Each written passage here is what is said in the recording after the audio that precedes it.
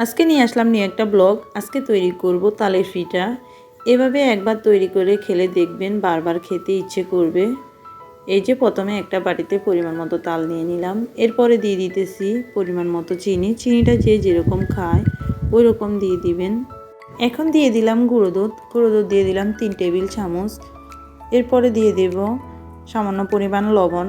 এই লবণটা দেওয়ার কারণে মিষ্টির ব্যালেন্স ঠিক থাকবে। এখন সবগুলো উপকরণ ভালো করে মিক্স করে নেব।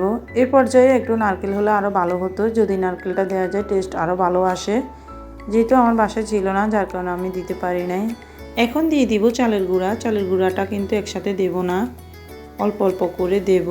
আর ডোটা এভাবে তৈরি করব। একসাথে দিয়ে দিলে কিন্তু ডোটা খুব একটা ভালো হয় না।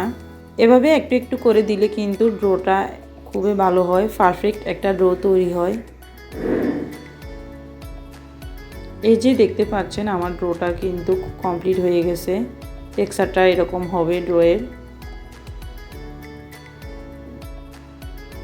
এখন চলে যাব চুলায়।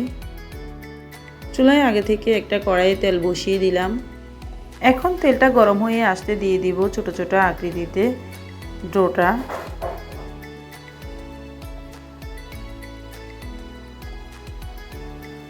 এই যে দেখেন পিঠাগুলো কতটা ফুলকো ফুলকো হয়েছে, খেতেও কিন্তু খুবই টেস্টি হবে।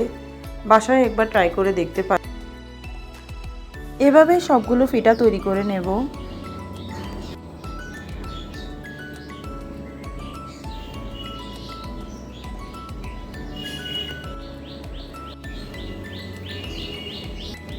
এই যে দেখেন পিঠাগুলো কতটা ফুলকো ফুলকোভাবে তৈরি করে নিলাম, খেতেও কিন্তু খুবই টেস্টি হয়েছে।